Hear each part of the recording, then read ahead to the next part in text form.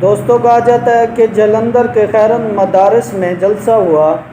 جلسے کے اختتام پر دسترخوان بچھایا گیا۔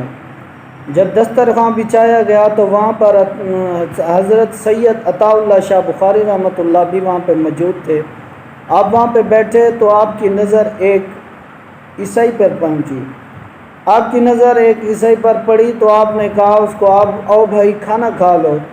اس عیسائی نے کہا کہ میں تو بھنگی ہوں، میں تو چرسی ہوں، میں کیسے آپ کے ساتھ بیٹھ سکتا ہوں۔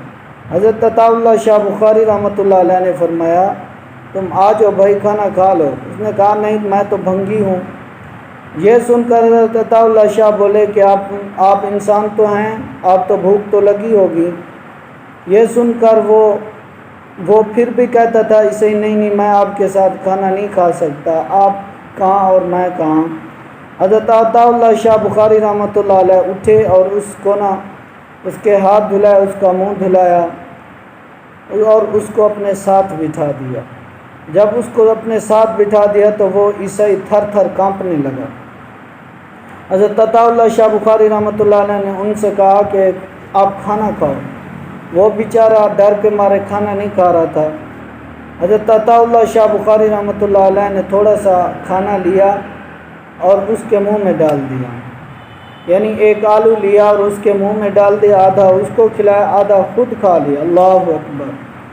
دیکھیں آج ہم معاشرے میں ان لوگوں کو جو مجبور ہوتے ہیں، پتہ نہیں کس نے ان کو لگایا ہوتا ہے اس چیز میں، ان کو اس حقارت سے دیکھتے ہیں کہ اللہ معاف کرے۔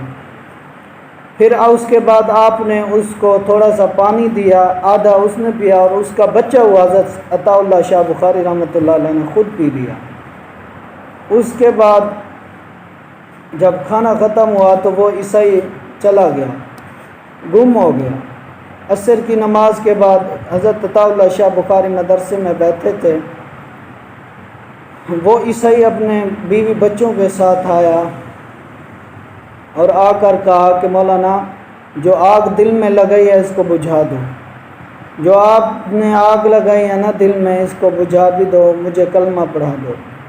آپ نے اس کو کلمہ پڑھا دیا۔